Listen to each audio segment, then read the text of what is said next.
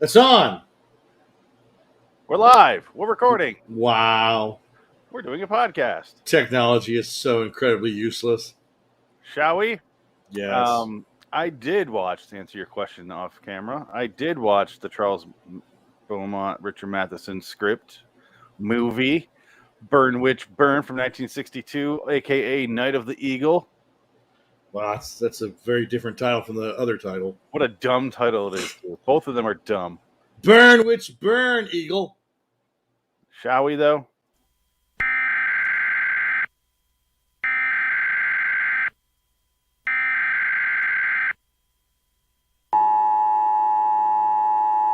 This is not a test. This is your emergency broadcast system announcing the commencement of the weekly podcast sanctioned by the government of Wonderland. Swear words of Class 4 and lower have been authorized for use during the podcast. All other swear words are restricted. Wonderland officials of ranking 10 have been granted immunity from the podcast and shall not be harmed. Commencing at the siren, any and all crime, including murder, will be legal for 2 continuous hours. Police, fire, and emergency medical services will be unavailable until the podcast concludes. Blessed be our Wonderland leaders in America, a nation reborn. LIW The Twilight Zone review is now in effect.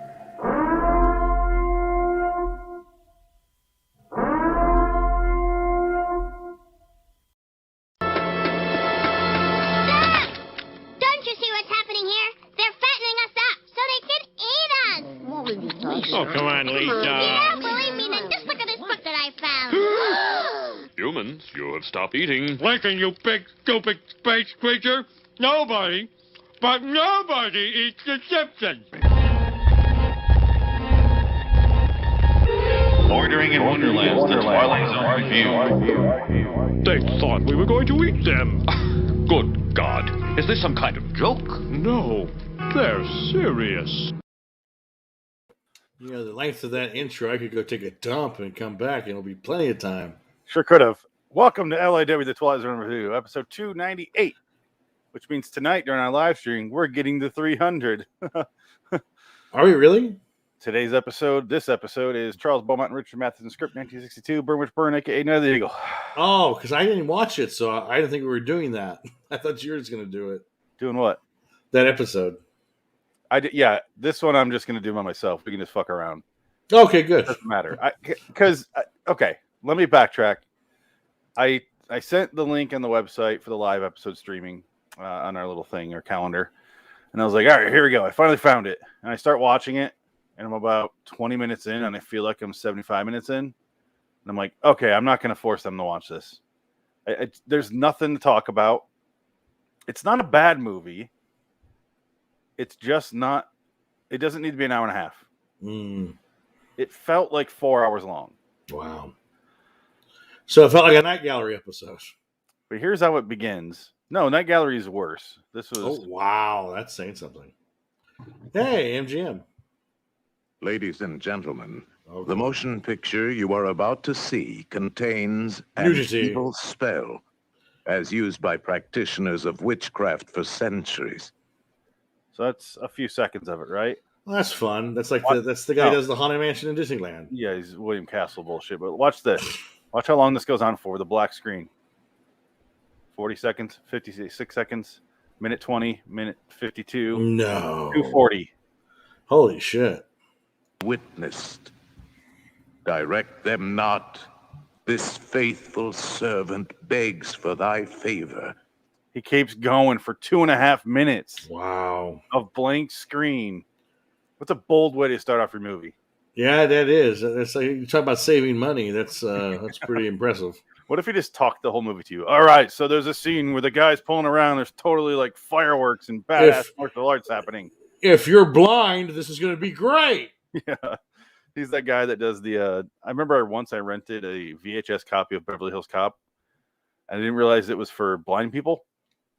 Because I put it in, it was like halfway through, it was from the library. Nobody rewound it. And right when I put it in, I hear Axel Foley sneaking a banana into a tailpipe of a car. The other guys don't seem to notice. And I'm like, what am I watching? What is this? A theme song That's starts amazing. playing. The theme song. I'm like, This is a Martin Brest film. It was so weird. That's funny. Yeah, those blind movies are strange. It's very awkward. It's like, just get an audio book. It'd be probably better. Maybe movies aren't your medium because they're half of what you can't do. Radio is the podcast, and radio is probably the best thing for the blind. Oh, definitely.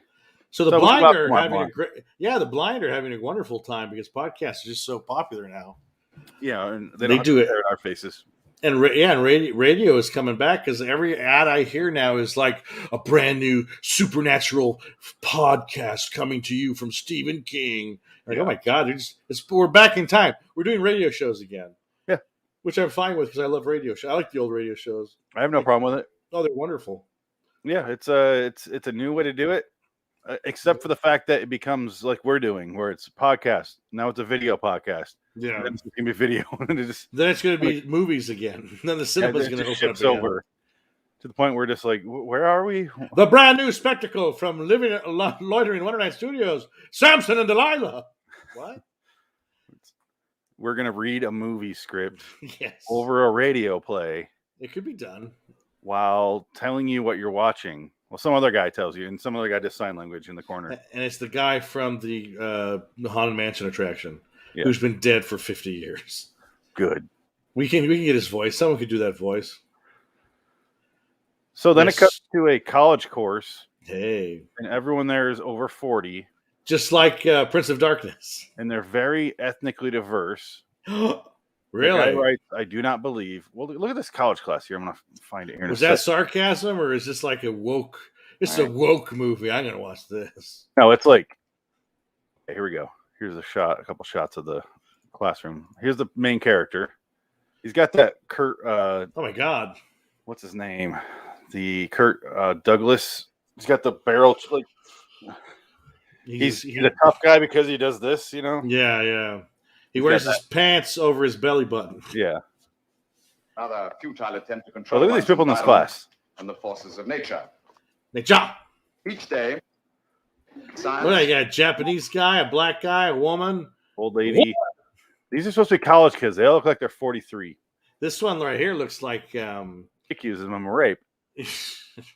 They're like at the back. He's looking at the camera. Yeah. Look at that. Oh shit, it's a movie. He's staring at the old lady hag here. She's staring at his ass. His no ass. Or the third match, or people who wear good luck charms. He's sitting on that Japanese guy. Yeah. So it's just like everyone's 40 and they're all different races. And it's like, and they're in this class where this guy's talking about, God, I hate witchcraft and beliefs. So it's the future. It's just the worst. He just describes everything. He goes home to his wife. There's one kid in the class who's there with this folded hand right here, who doesn't do any work, and he wants to kick him out, and he's in love with this girl here. Yeah, let's check her out. There. But anyway, he kicks him out of the class, and he goes home, and his wife is just like scrambling. She's a lunatic. She seems like a hoarder, and he finds a box with like her dead spiders in it, and he's like, "What the fuck is this, bitch?" She's like, "No, nothing." She keeps coming up with excuses. She's a witch. This is boring. I'm not even gonna. I'm going to super fast forward here. So she's a witch. She thinks she's a witch. She thinks she's protecting him. Oh, okay. And it's just the next, 50 minutes is him trying to figure out what his wife's up to and getting his wife to stop believing this shit. Eventually they burn all the stuff that his wife had, and he goes back to school, and then suddenly this girl calls him in the middle of the night, that night after he burns it, and she's like, I know you're thinking about me, and she's all super horny on the phone. Hey, this sounds like a great movie. And then he goes into class and she accuses him of rape. And then the other guy gets all jealous. Yeah. Because he was the one to rape her. He wanted to. Wow. And then he goes back home after she confesses that it was a lie. And the kid pulls a gun on him. And he pulls the gun away from him. And then he cries. It's so dumb. This movie sounds incredible. I wish I would have watched it. It's not. Because right now I am... Oh man, how far? You didn't even finish it, did you? Oh, I finished it. I watched all of it, and it was fucking a slog. Wow. It's not bad though. That's the annoying thing. It's beautifully shot. Like the cinematography is awesome. Acting's fine. The music's great. Story is surprisingly the weakest part because there's nothing here to hold it. Do you think there's just two, Richard Matheson and Charles Beaumont? They're both attacking each other so much with genre that it becomes a problem. I don't know, but I'm looking at the part where I just mentioned, where he takes the gun and he breaks down crying. No, I kind of want to see that. And this is 40 minutes into the movie. Oh, how many things like that happened? Yeah, but that's like the first. Where does it go from here? Successful at teaching people how to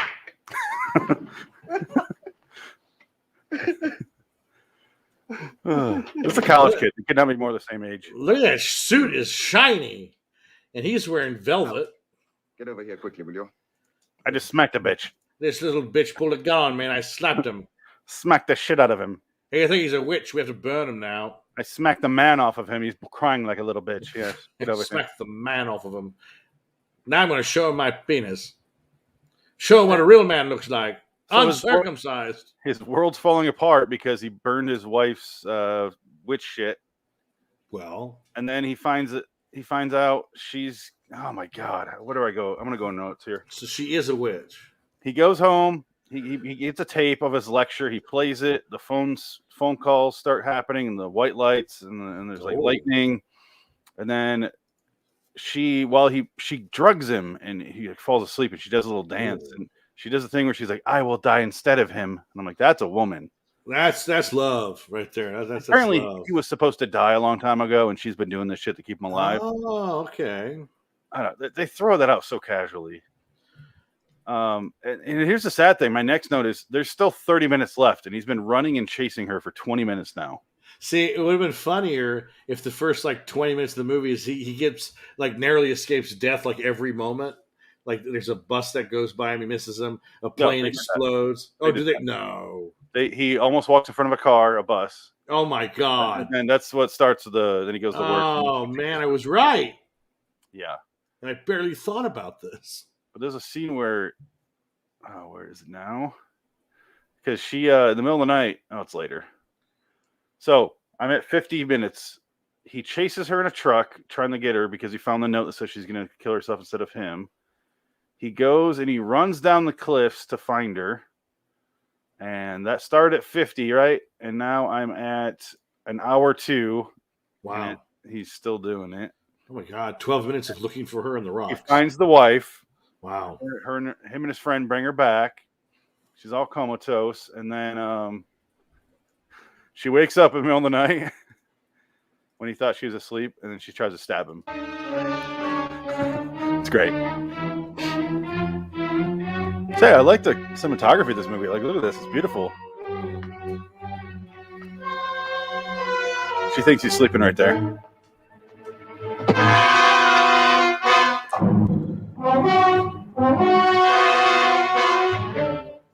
But there's some giveaways there because a woman he works with has a limp like that.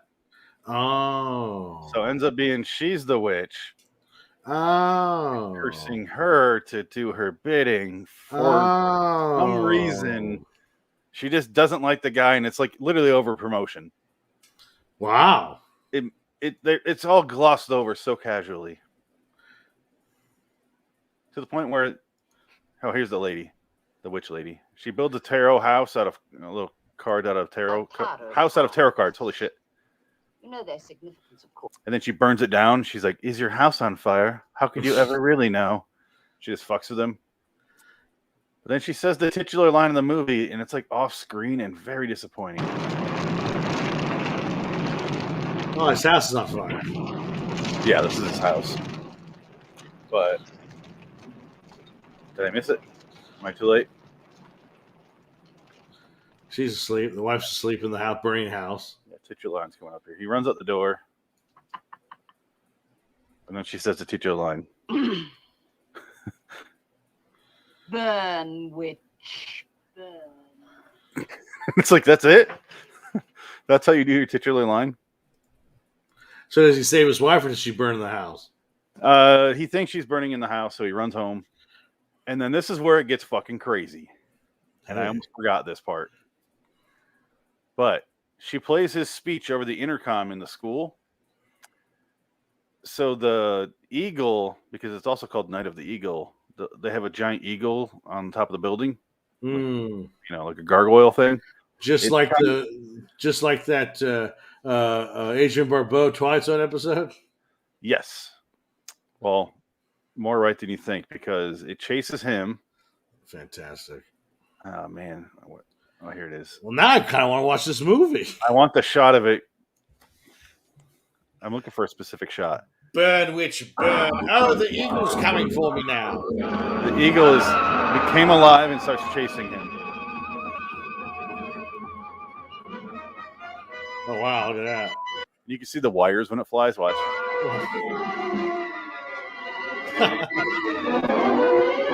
See the wire? Yeah. But I guess it's a real eagle, and they put meat on his back. So well, yeah, it's tethered because the eagle will fly away. No, the actor, they put meat on his back so it would do that. Oh, and he's my like, God. that was terrifying because it was a real eagle. Yeah, no shit. It's like, those talons in that beak ain't fucking soft. Yeah. And then the witch's husband shows up and he's like, bitch, let's go. And she turns off the speaker thing so the eagle turns back into a statue. You can see a statue on her hair, actually. Oh, okay, there you go. But then we do get that Adrian Barbeau thing. Actually, no, it's like Executions of Grady Finch episode of 2002. Oh, so the statue falls on her? Oh, yeah. Oh, fantastic. And they're walking around. That's the end right there, right here. Burn, witch, burn. Ah! A very good man indeed. She seems like she's drunk. Who the deuce has left the door open at this time of night? Come away, Who the deuce has left the door open? Listen to her. Well, there's no excuse for this sort of thing. I shall report it. Lindsay! Lizzie!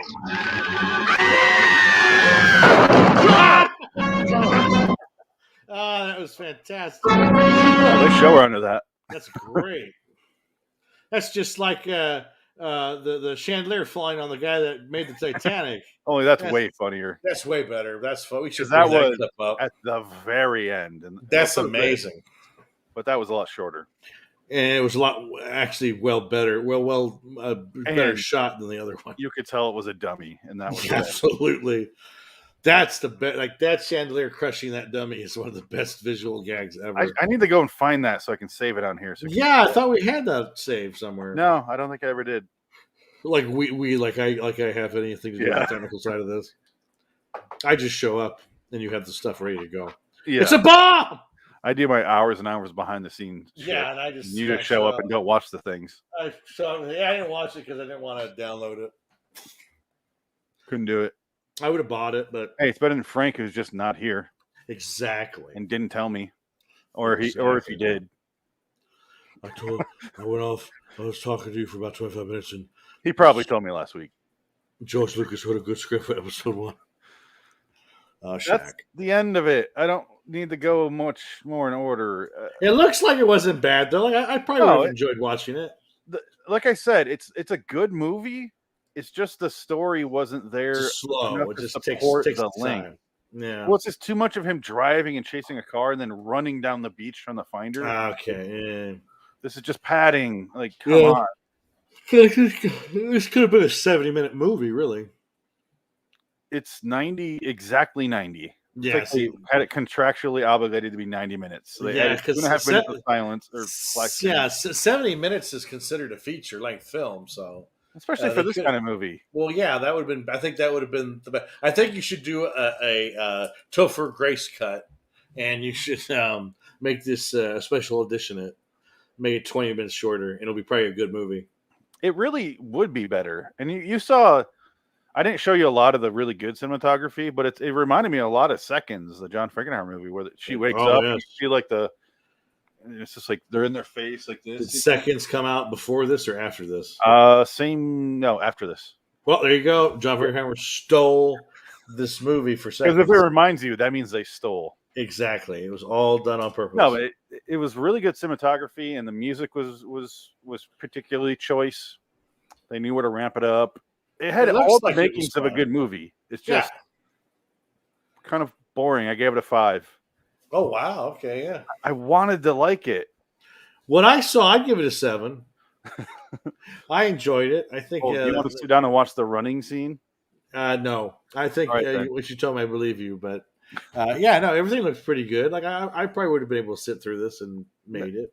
The problem is it's 25 minutes of him walking through the house and finding her little like box of spiders, and then she looks and finds a thing in the lampshade, and you don't know what's happening yet. Like now I realize it. I'll probably like it better in the second viewing because now I'm like, oh, that's right. You're gonna watch this again. Well, when I was replaying it, I didn't realize she was doing the limp there. I'm like, oh, that's what that is. I was realizing. Okay. So I bet there's stuff I would catch on to. Like now I know why she found something in the lampshade because the other lady did it. Okay. So now I think I could pick up more in the second viewing. But you basically have two witches fighting each other. Is that what's going on? Yeah. She's putting protecting spells around him, and the other one's trying to kill him with her spells, and they're both kind of ricocheting off each other.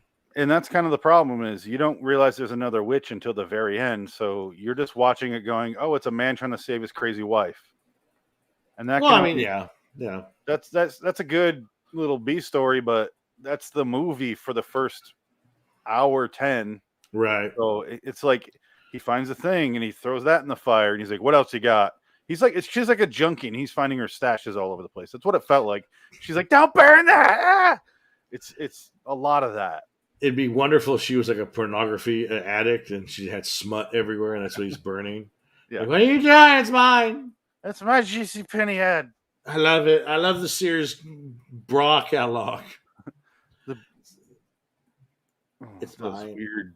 Those were cone bras. Yeah. They had like those horrible metal rods in there that would stab your tit. Oh yeah.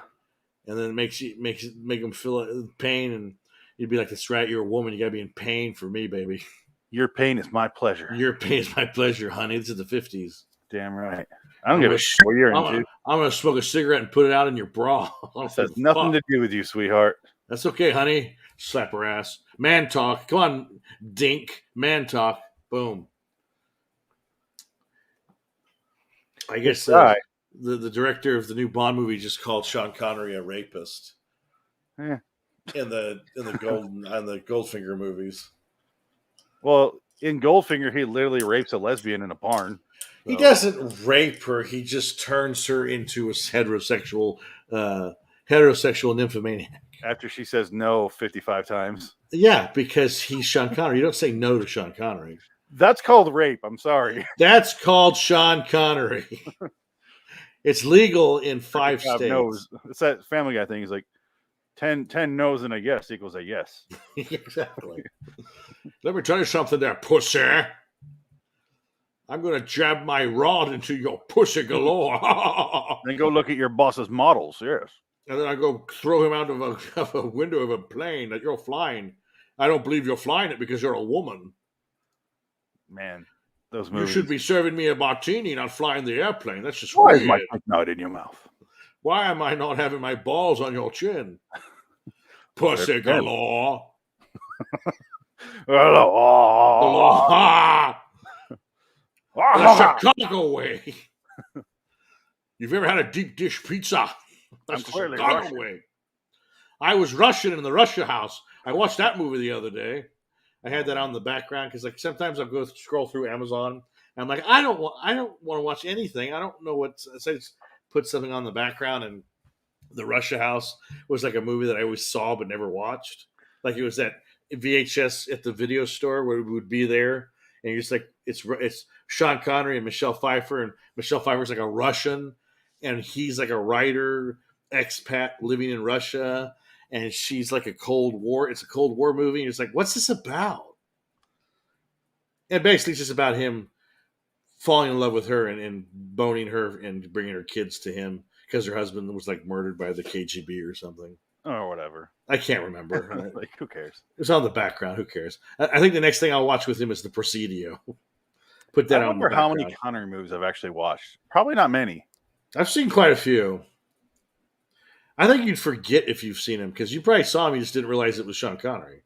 No, you realize it's Sean Connery, for Christ's sake. I showed up in the middle of the movie.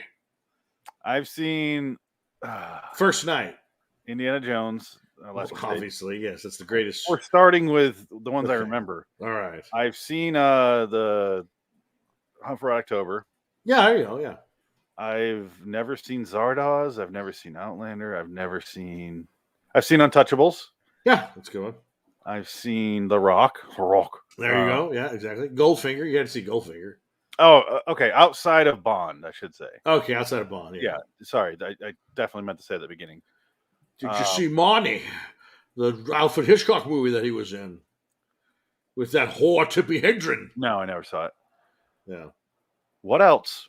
I haven't either. I never saw The League of Extraordinary Gentlemen. Oh, that one. That's not his fault. I saw Entrapment. There you go. Yeah, you're getting there. I saw Rising Sun. Yes. He plays a Japanese man in Rising Sun. But like, it's a guy who's done 70 movies, and I think I've seen 13 of them. Like he's outside of Bond. So he's done a lot like Richard Harris. Like you're familiar with Richard Harris, but how many Richard Harris movies have you seen?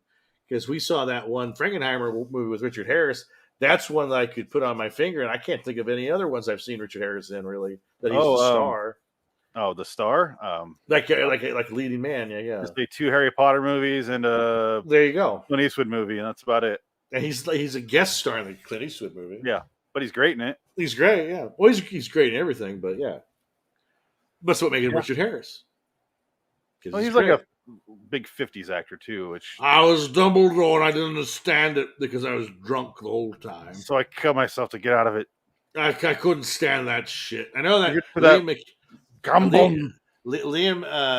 Ian McKellen talks shit on Richard Harris because I think he must have called him a fag or something. Because Richard Harris would be doing that, I think. Probably got drunk with Peter O'Toole and what's the guy's name from Gladiator? That actor that died during Gladiator.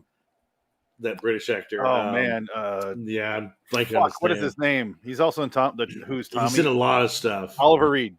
Yeah, he's another great drunk British actor. Yeah. Oliver Reed is the drunkest of those British actors. Peter O'Toole, Oliver Reed, Albert Finney, Terrence Stamp, Richard Harris. I think those are the 5 drunkest. They're all drunks. They not only did drugs, they were just drunk. It's funny because Michael Gambon took over after Richard Harris, and Michael Gambon sounds the drunkest of them all. Yes, he just has that voice, and he's great in the Book of Eli. He's great in everything. Now, don't get paranoid, Jeff. Insider.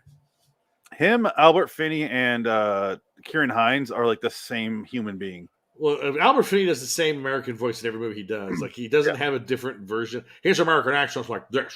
I'm always talking like, I'm Albert Finney. What's going on over here? Aaron Brockovich. Oh. Well, also Brian Cox is kind of in that camp, and he's Brian Cox, same thing, yeah. And you never hear his accent. And Brian Cox is Scottish. Like, I think the closest he gets to being his real self is Braveheart. Well, I hate when people say, "Oh, Sean Connery was Scottish, so he couldn't get rid of that accent." I'm like, fucking Brian Cox did. Yeah, no, Sean Connery was just Sean Connery. He's like John Wayne. Like, not great actors, just their personalities are what you. Thank you. They're iconic. You know, I said that when Sean Connery died, and he was never a great actor. He was Sean Connery, and that's enough. Like Untouchables, he's Sean Connery. He's playing an Irishman in Untouchables. Arnold Schwarzenegger doesn't need to show up and deliver an Oscar performance. He's just everyone likes him. Yeah, but you can't sit there and go, he was an amazing. No. The Rock was an amazing icon. Vin Diesel, The Rock, those kind of actors. But Vin Diesel, I would say, is a subpar Rock. Honestly, I think The Rock is way better than Vin Diesel. I think Vin Diesel is the bottom of that like the star. Like his fame is because he's who he is. It's not his acting ability. He doesn't have any charm to him at all. No. And he gets mad because he's trapped with the Fast and Furious movies and he didn't want to do those. And that's all he's got. But then he trapped himself. Well, I mean, because they gave him hey, listen, Vin, we'll give you $50 million to keep doing these Fast and Furious movies. Okay, I guess I'll do them then. I'll do it if I can never lose a fight. I'll do it if I can say it's about family 5,000 fucking times. That's why I will not watch Fast 9. They're terrible. Furious 9. They suck. They're terrible. They're just they're goofy, fun movies, but like you watch them once, you never have to watch them again. All you need is Fast 5. Watch that one, call it a day. Yeah. Fast 5 is a lot of fun. Fast 5 is the one with Rio de Janeiro. Is that the one? They got that. They dragged that big safe through town. Is that the one with Gal Gadot? I don't know. And she dies. Gal Gadot I dies. don't know. But then they bring her back because the other Japanese guy dies, and they brought him back. Let's just say yes and move on. Okay, I can't remember. They're all the same movie. Yeah. No, it's yeah. Let's move on to the next episode so we can discuss something else that's on my mind. Oh my and god. will not ever leave my mind, I don't think. Uh-oh. Yeah, let's get out of here of this episode. Wow. Burn Witch Burn. I would honestly say watch it. I would just say for me, I just thought it was a bit underdeveloped as far as the story goes. There's not enough story to carry the length, but acting's good. I already gave it all the compliments. Yeah. So. I'm telling you, do your Topher Grace cut. Make it 70-minute version is probably way better. Yeah. I just wanted more going on. It really should have been cut down to an episode of Twilight Zone, or not even Twilight Zone. That'd be terrible Twilight Zone, but it'd be better than most night galleries, though. Holy shit. Way better. Way better than any night gallery, yeah. Speaking of which, next up is Night Gallery. Big surprise. Ah! LIWstudios.com for me. That's it. Until next time, in the meantime, I'm Phoenix West. Dig. So long, citizens. So long, Burn Witch. Burn Witch Eagle. The Eagle ate his back. The Eagle burns the witches. Speaking of that, Philadelphia Eagles got their asses handed to them, didn't they? I saw that. They got destroyed. Fucking embarrassment. I noticed the Monday night games I watch, and I'm like, fuck this. Like, halfway through, I'm like, no, I'm done. Well, the Monday night games are always predetermined, like the previous season. So it's like they pick the teams that they thought were going to be good this year, and they end up being total shit. It's like, who the hell wants to watch a Philadelphia Eagles game? They were in the Super Bowl, what, 2-3 years ago? I like watching the Eagles. It's a team I would rather watch than the fucking Cowboys. I'm so sick of the Cowboys. And the Cowboys never win either. All they do is throw. Well, let's have the Cowboys on with fucking anyone, a Canadian Football League team. People will watch it. I get why. They got a fan base. I don't know how. But I will say, they destroyed the shit. Like, he looks so much better, Dak did, than anyone on the Eagles team. Oh, absolutely. It was embarrassing. Yeah. Let me make sure it's recorded. We're live. We're recording. Jerry Jones. More going on. All right. Jerry Jones. Oh, Jerriford. Jer Bear. Love the Jer Bear. I spent $10 billion on a stadium and a museum for my Cowboys. Well, it's $2 billion, but whatever. That's what kind of sucked about, I guess, Disney World. They have an ESPN center. You'd probably like that. They have like a giant, like ESPN, like sports arena thing where you play basketball on it, but it's all closed because of COVID, so you can't go there. Like even the route to take to get there was closed off because they closed the whole thing down for COVID. It's all boarded up and so much COVID over everything. Can't even walk there. The black guy from ESPN is outside going, "What's going on?" The guy got mad and yelled at everybody. I'm having a bad day today. Whatever that guy, what happened to him? It's probably Stephen A. Smith. Yeah, he exploded on TV, and you saw him like have a breakdown. He explodes on everyone. Yeah, he was the worst. And then Boomer's there. I love watching football games compared to basketball games because I watch a lot of basketball. That's my sport. And you get guys like Charles Barkley where they're just fucking around and having fun. They don't give a shit. They just want to put on a show. And then you get football guys who have to say everything like this. Tonight's a great night for a great night of football. Yeah, we're gonna watch this football team play this football. And like, holy shit, you're so boring. It's gonna I feel like they're brainwashed, like you're watching a cult video. Well, it's, usually if something's happening, they'll get really excited. The 10, the 5, the heads explode. The only good thing about the Monday night games right now is they have the Peyton and Eli.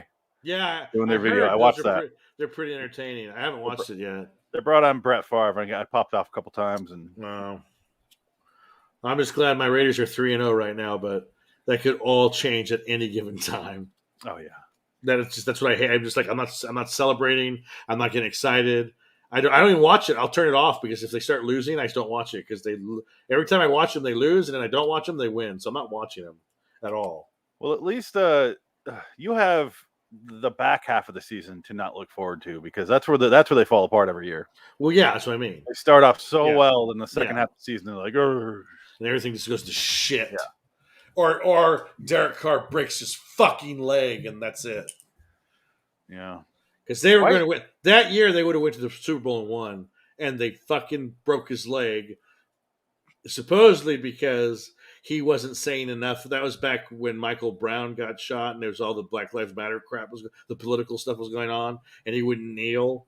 And supposedly his lineman laid low, and he got hurt, and that's why they didn't win, because he broke his leg, because his lineman pushed down on him because he wasn't woke enough. That's one of the rumors. That's why they broke his leg. I think it's because he's playing for the Raiders, and that's just bound to happen. That's probably true, too.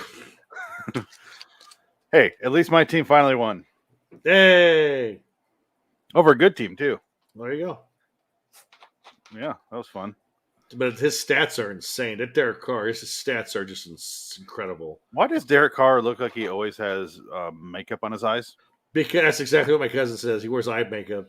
He looks like Billy Joe Armstrong from Green Day. He's trying to tap into his punk rock side. Why, though? Every time I'm I don't know. Wake me up when September ends. I'm trying to figure it out. I'm like, that's not as real. Like, it's thick. He's got some guys have that ability to have like weird shadows under their eyes, and it looks like mascara. You're like, what the fuck is going on? It's not under. It's not like baggy eye. It's around his eyelid. I know. It's weird. Yeah, it's so strange. every time I see him, I'm just like, oh, like maybe he thinks he's Austin Batman. Powers with the stick or the mole. Yeah, mole. The stick just want to poke him. Maybe he wears a Batman cowl in his off times, and he has like that black makeup on, and he just keeps it on all the time. He looks better than sexual pervert Aaron Rodgers right now, though. Oh, anybody's better than Aaron Rodgers right now. Nobody likes Aaron Rodgers right now. Everybody hates Aaron Rodgers. He's an asshole. I hate Aaron Rodgers. He talks a lot. And he's just like, oh, I don't care about Green Bay. Oh, they gave him like $100 million. I still don't like it. This town sucks. It's like, well, leave the team, man. So go to L.A. You're an L.A. quarterback. Go away. Go to L.A. Nobody is making you stay. Yeah, go to L.A. with your fucking cunt girlfriend. I would get it if he was like Tom Brady, where like he's constantly winning. It's like, dude, you won one. Yeah, that's it. You never got back. You never have been back. You've been to the conference championship, but that's it. And you get blown out every time you're in the conference championship. Yeah, exactly. The only guy that can talk shit and mean is Tom Brady. Like he is the best. He is the greatest of all time, and I can't deny that. You can't deny that. Well, fuck. At this point, Patrick Mahomes can talk shit. He's won just as much as Aaron Rodgers. Well, that's what I mean. He's been to 2 Super Bowls too. Yeah, and Patrick Mahomes, shit. The way they're going, they might be done forever because you don't recover from a bad season like that. He might go down that route of like. They are 1-2 right now. What's his name? The guy that was the Trent Dilfer for not Trent Dilfer because he was with the Ravens when they won the Super Bowl. Who was the Ravens? Joe. He thought he was Joe Flacco. Joe Flacco. Joe Flacco won 1 Super Bowl. He thinks he's like top 5 quarterbacks of all time. It's like, dude, you won 1 and you barely won that one, so you're not that good. So no. Then you wind up in Denver getting replaced by literally anyone. Exactly. You're a joke. So it's like he was good, but calm the fuck down with your ego. Well, that's the thing. And he wanted a thing going. He wanted $100 million because he thought he was. Again, he said it himself. I'm a top 5 quarterback. Like, no, you're not. The only guys that can say that is Tom Brady. And that's it. Maybe Eli Manning. Maybe Patrick Mahomes can say that right now. Not Eli. Well, Eli and Peyton. Well, here's the thing. Both the Manning brothers were top 5 at one point. Yeah, but they never said I deserve. No. You know, they didn't give a shit about that. That's Peyton Manning, Eli Manning are pretty cool considering what they accomplished. And now Peyton Manning is retired, and he's just like, because shit, if he played another game, he'd die. Because if somebody hit his back with his helmet, he's dead. Do you remember that Super Bowl he won before he retired? He was. Oh yeah, like he was. He didn't move at all. I think they gave that to him. That was like a King of the Hill episode where they let the kid who broke his leg break the record, so they all kneeled down in front of him, and let him walk across the touchdown, the red zone, and he scored. And Hank was Carolina that year. Well, yeah, Carolina. That was his name. He sucks too. Who not even in the league anymore. Yeah, he's terrible. He got fired again. He got fired from Patriots. Patriots, yeah. Yeah, they got rid of his. He's done. I don't see him going anywhere. I'd take him right now. Well, you would. Sure, yeah. Everyone keeps telling me how great Kirk Cousins is, and I'm like, I just don't. Like, he's good for a couple games, and then he'll fall apart. No. It happens every year where, his stats. I don't give a shit about his stats. We're not winning. Yeah, that's what they always said about Derek Carr when they were losing. His stats are so good. Like, I don't give a fuck. They're not winning games. Who cares? If his stats are amazing and we're 0-4, why the fuck do I care? Yeah, I don't care. I don't have his contract. I'm not Final Fantasy, man. I'm not. I'm not making money off of this. All right, let's do a show, shall we? Oh yeah, this ain't ESPN. We didn't record any of that because we're good. So let's do it now. We're recording. All right. Huzzah! Huzzah! Welcome. Theme song. Let's just do. What are we doing? Night Gallery. 20-minute theme song for a 5-minute episode.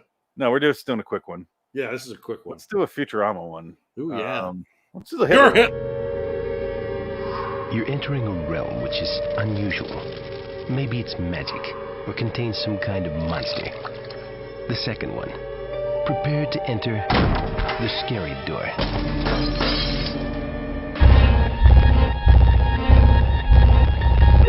Bordering in Wonderland, the Twilight Zone review. There's a gremlin destroying the plane! You've got to believe me! Why should I believe you? You're Hitler! No! Hello, citizens. Welcome to LIW The Twilight Zone review, episode 299. Oh my God! For Night Gallery 208C. Big surprise. 208C. Too bad that wasn't starring a woman. There's no women in this episode at all. No. There's no episode here. It's a short story at best. You watched it, right? Yeah, I'd seen it before. Okay. Because I remember that I was like, oh no, I know what this one is. The John Carradine in a box episode. Yeah. Well, I've never seen it, so I'm watching it and I'm like, still makes no sense. There's 3 robot kids talking and walking.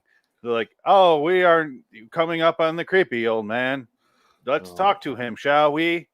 No, I don't want to. I am programmed to be afraid of him. They are so robotic, these kids. Then John Carradine over here. Come on over here. I touched lots of kids like you in my day. He's supposed to be creepy, but I don't think it's the reason they were going for. No. He had his beard and I kept thinking about that stupid, awful episode we watched that infuriated Adam so much.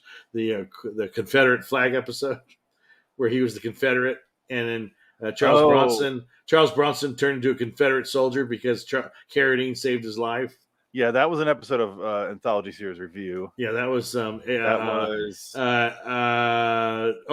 Theater. O. Henry Playhouse. Yeah, that was awful. 2 Renegades is the name of the episode. Holy shit, I got it. That was so bad. And that was insultingly bad. That was boring. This one is at least brief. Yes, thankfully. And it's a fine premise, but it falls apart if you try to put any thought to it. Again, it's more of an idea than an actual episode or a story. It's here's a fun idea. Let's just film it. Fuck it. I feel like this would be a very interesting. This should be a nice EC comic, 5-page, short story in the back of the magazine of that month. And the last page, you got to John Carradine. Yeah. Hey, surprise. And then they fade out. And, my second note is I want a sign on that guy's lawn that says "Beware the John Carradine." Beware. He's lurking. And nobody knows who John Carradine is anymore, so it wouldn't have no effect. Yeah. But my third note is it literally says this because I guess the ending tells kids to go dig up his grave. Yeah. My guess. Yeah. Because what the fuck else could it be? Exactly. Like, you want to get you in the blue jacket? Come over here. Yeah. I have a big surprise. Go. You know, there's a tree out there, and under that you're gonna find a rock that has no earthly business in a main. Oh, sorry, that's Shawshank. You're gonna find a Titanic tin box with money in it. There's a note, a handwritten note. You're gonna see it in there, and you're gonna drive to Mexico. But he tells them to find a tree and walk 10 paces, dig 4 feet. And they 4 feet my ass. He was like 8 feet in that hole. That hole was fucking deep. Well, they're kids. They're not that tall. Granted, but he's like that. Go to the end of the episode. It's about he's deep in that hole because David Carradine is going to eat him alive, like 8 feet in a hole. Oh, he can't get out of that hole. He can't escape. But yeah, they go there after whining and bitching for a solid 4 minutes. They finally just get their Guido friend to go along with them and dig. They dig. They find nothing. The other kid scampers off. He's like, fuck it. And then Guido kid leaves. We're just leave our main character there digging. And he thunk, hit something. Looks like the hole, though. It's like a wide and deep hole. Like that kid's a good digger. I did fast forward through the digging. This is only 10 minutes long, and I fast forwarded. Absolutely, yeah. They dig for fucking ever. Well, because you know what's going to happen. It's just like, okay, let's get to the punchline. I'm done. Yeah, here's the hole. He's in the hole. He's in the grave. The kid's 4 foot tall, probably. No, that kid's at least 6'3". Kareem Abdul. How the fuck? Okay, this kid, look at how scrawny he is. How the fuck did he dig a hole that big, that wide? Well, he gets the lock off of the coffin.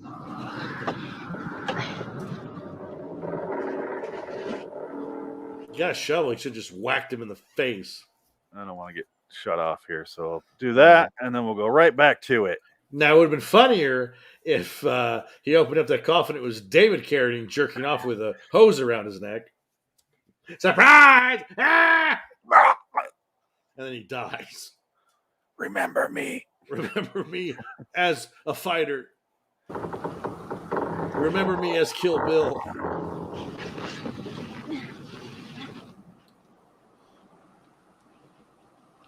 Surprise. Here's the thing. No. Yeah. I guessed it. The second he said, go dig something up, you'll find a surprise. I was like, it's him. And the kid has a weapon right there. Take the show and go, Gah! Right there. Right in his mouth, like the Vanishing, like Jeff Bridges, when Kiefer Sutherland stabs him in the mouth with a shovel. It would turn into a Coen Brothers movie. It'd be great. Hilarity ensues from there. Well, that's what happens at the end of that stupid movie that was on HBO Max, and when HBO Max had premiered the theatrical releases, the Little Things, the Denzel Washington movie with with Mr. Robot and the Little Things. It was Denzel Washington movie. And Denzel didn't want it to be released on HBO Max, but they gave him $10 million to shut up because that was his back end deal. And that's basically what they did with all these movies. HBO Plus was the biggest mistake Warner Brothers ever made. They lost $1 billion this year because of HBO Max. Just stupid. I'm glad right now because we're about to get to something here. Oh, I was going to go backwards and use my arms behind my head. That's what I want to talk about. You kind of do that. Ah! So he digs them up. The end. It's not a story. It's kind of an amusing anecdote, like a campfire story. Yeah, that's what it is. I give it a 3 because it is boring. I'll give it a 5 because I'm not going to be that mean to it. It's short. It's to the point. And this fucking episode is like loaded with stories. There's like 4 stories in this episode. The Diary, A Matter of Semantics, which we're doing soon. Big surprise, Professor Peabody's last lecture. And I've seen that one before. Patty Cook is in one of them. Jack Laird wrote the last one. Carl Reiner's in one. Carl Reiner is in it, yeah. Cesar Romero, John Carradine. We saw Virginia Mayo, which is crazy. The Cesar Romero one is terrible. I watched that one before this one because it's literally 5 minutes long. Oh, yeah. Yeah, I saw that one. It's terrible. I didn't watch it all the way through, but I saw like enough to see. You saw the end where he goes, I want to take out a loan. Yeah. Like, oh, and he showed his teeth. Oh, my God, his teeth were horrible. Yeah. Now that's some long cigar smoking teeth right there, like those 1910 cigars that you smell. And Gilbert Gottfried said that apparently Cesar Romero liked to throw lime wedges at men's asses in baby pools. What does that mean? That was a fetish of his, I guess, because on his podcast, he talks about Hollywood a lot. He's a big Hollywood fanatic, like old Hollywood. So he knows all these stories about these actors and actresses, and they're all perverts. And he knows all the stories. Oh, it was hilarious. I don't know if they're true, but I would say why not? I just had my face during that I watched when I watched. Okay, let me backtrack because I'm trying to say something. My brain is still trying to wrap my head around Malignant. Pardon the yes. pun. I want to talk about it. Yeah, I know you have to. But that was my face when you're telling me that story was. That's what the whole Malignant like. Yeah.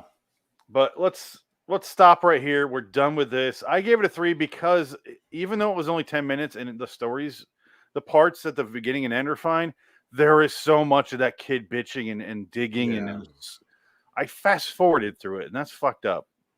That's why I gave it a 3. And you didn't even fast forward that episode with that chick and the swamp creature. No. That one you could fast forward. And that one I should have had. Thing. Yeah, I think I might have. Brenda.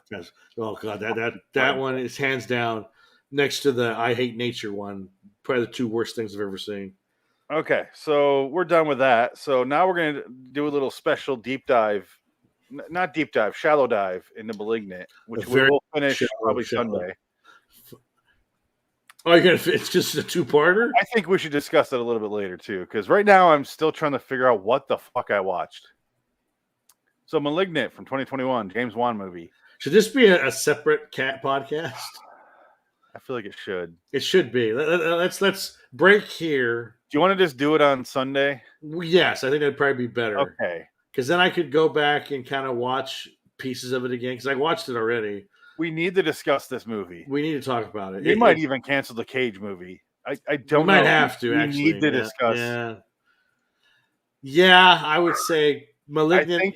I don't ever do this, but I think I might bump the podcast, bump Nick Cage. Yeah, I think so. I think that was insanity what I watched, and it's October. It's going to be a Halloween theme. Yeah, so I think you're right.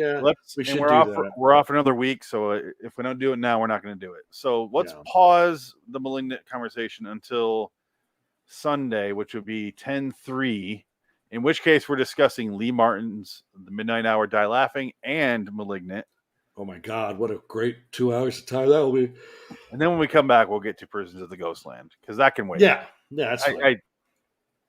That gives people time to watch it. So I'll post shit about it. But watch Malignant. It's on HBO Max right now.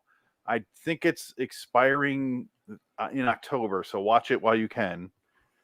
But holy shit. I don't want to give anything away. Because Here's that. I've never been so blown away. And afterwards, we watched the movie. The whole time I'm going, is this sarcastic? And then we watched it, and I went, and we're both just sitting there, and we're just like, and then I started to watch Jay and Mike's review on Half in the Bag. And I noticed they started off the exact same way we ended the movie. And I was like, yes. And I stopped it. I'm like, I'm not going to watch this. So we need to discuss it first. So I haven't watched their review. They went into some details, which explains quite a bit. Okay, I'm not going to watch. There's behind the scene talk of who is involved and why, and it makes sense where they're coming from because they basically compared it to Freddy Got Fingered. Did you see that part? Yeah, I compared it as well yesterday. Actually, because when I was telling you, I'm like, this is the most sarcastic horror movie. I was going to see movie, and I'm like, no, Freddy Got Fingered is the same way. Yeah, where it's a movie made completely sarcastically. And this felt like it, but I'm not sure. And that's all I'm going to say. We'll talk about it later. But holy shit, I might have to watch it again. And I didn't know how to rate it after. I have every movie I've ever watched in a list and ratings with it. And this one is the only one that's just not rated. And I'm like, how do I rate this? It's not. Yeah, it's something else. I can say that. I don't know. It is a ripoff of other movies, but we'll definitely get into that later. But it has such its own unique I don't want to say voice. It has its own unique. I don't want to say style. It has its own malignancy. Well, it's the it's the vestigial twin of James Wan.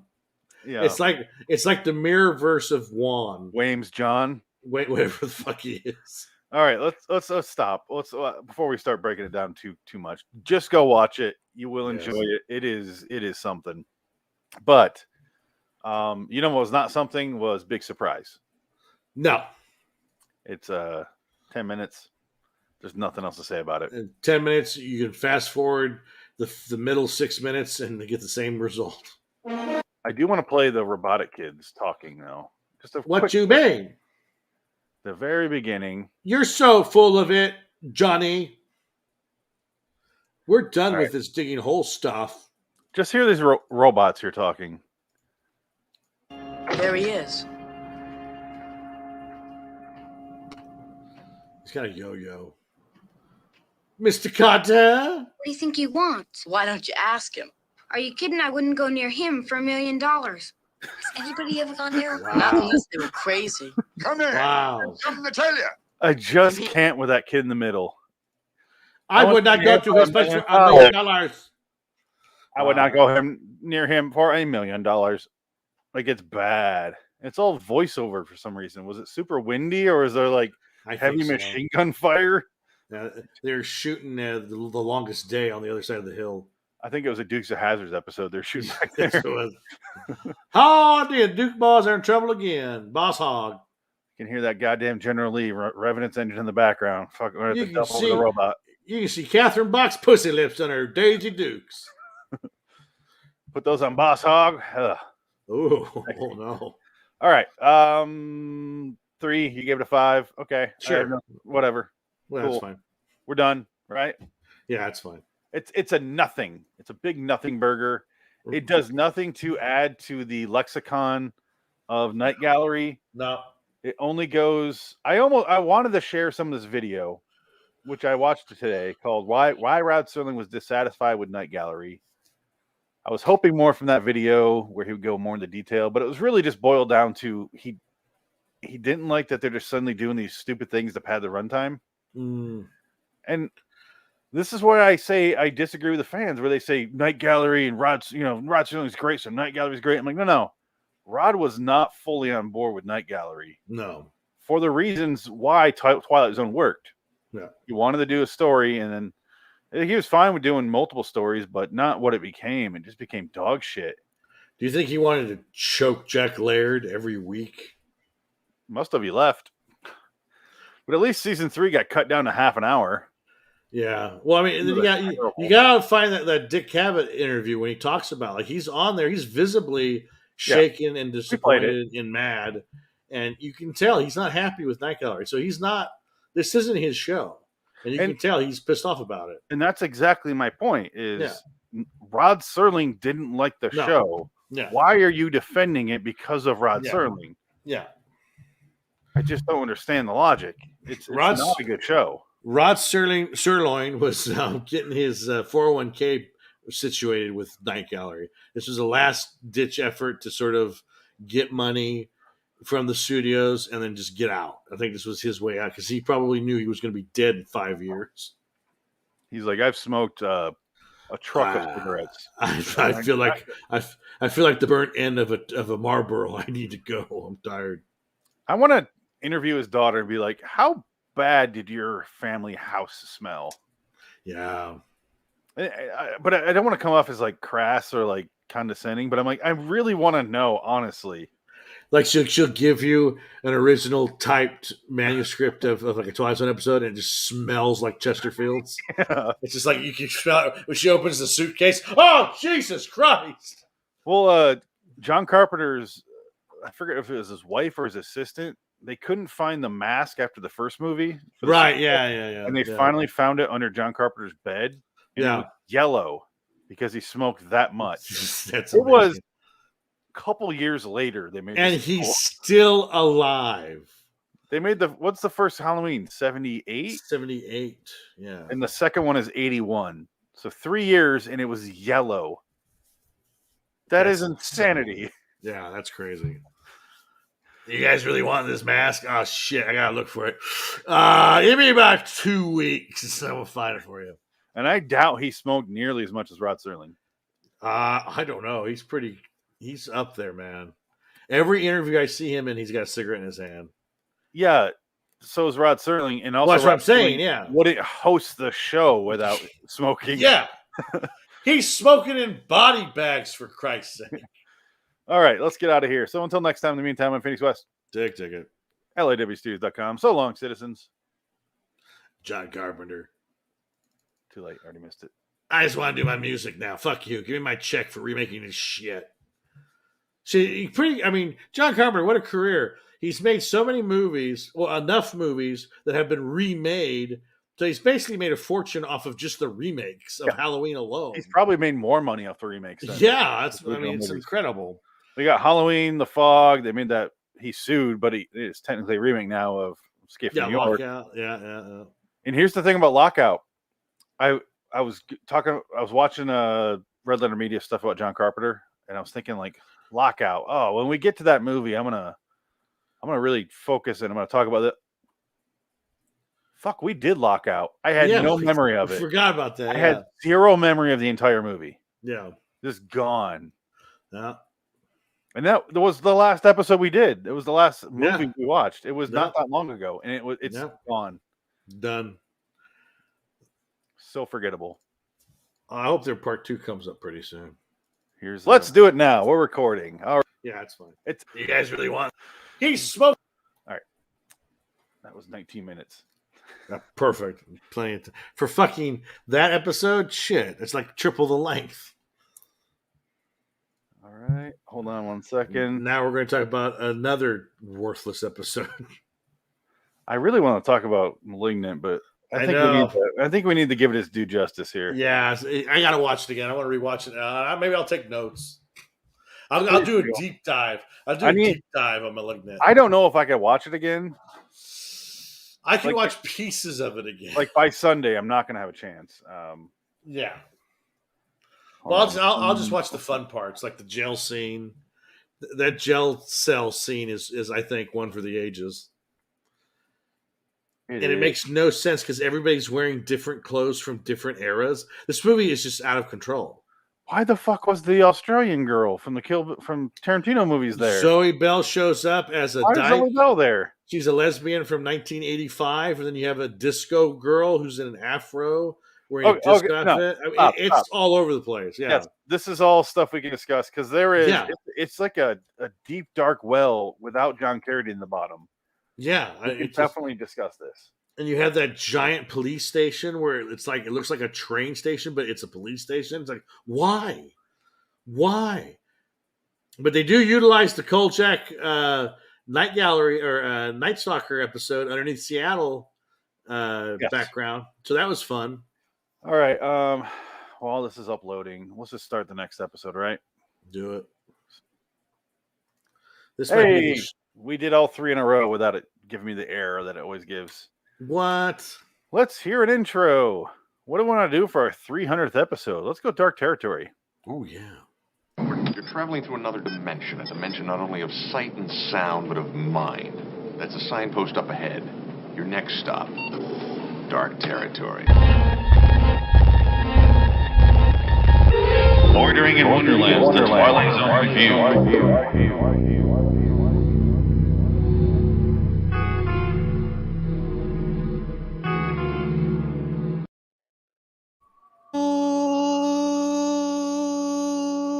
Count for 300 seconds. Ooh, low citizens. Fuck it. Welcome to LIW The Twilight Zone Review, episode 300. Wow. For Twilight Zone 2002's 119 Sanctuary. I brought out the good stuff here tonight. My peanut butter whiskey. Oh my God. To celebrate in style. Well, this is your 300. This isn't my 300th. I'm Phoenix West. Dick ticket. This literally means I've done 300 episodes of this show. Some of them are repeats. Yeah. But, yeah. We've covered how many Night Gallery than anyone. How many Twilight Zone episodes are there? 156? 156 of the original. Yeah. And then, however many, we don't do episodes for the later shows. We do stories. So right, yeah. So we kind of segmented them out. So yeah, that's why we can afford to do 20-minute episodes instead of. Yeah, I don't want to talk about 3 stories. Like with our ADHD, talking about 3 different stories is not going to happen. That's why I did the different. Yeah, we'd have a 4-hour podcast. Yeah, Frank would get lost so bad. Let me tell you about this U-boat I just read about. Let me change the background. Boom. Ooh. Even though you're not Lynx. That would have been cool if Frank was here. But no. Yeah, Frank. Fucking Frank. Fucking his back problems or whatever. Sanctuary, Dick. Sanctuary. This felt like they were trying to do a retcon of 3 different Twilight Zone episodes. One Stop Willoughby, the Around the Bend or whatever, or 100 feet down the road or whatever that one's 100 called. yards over the rim. 100 yards over the rim. About the childhood where he goes back in time. He's like, a simpler time. I need to stay here. Oh, that's different then. Yeah, that one. But that episode. So walking distance. 100 yards over the rim, and then Willoughby. It felt that because the burnt out. Well, this one's a sports agent. Next stop, Willoughby. I missed it. You were asleep there, sir. But here's the problem with this episode. It doesn't. There's no anything. setup. There's nothing. Yeah. It is the worst episode of the 2002 version we've watched yet.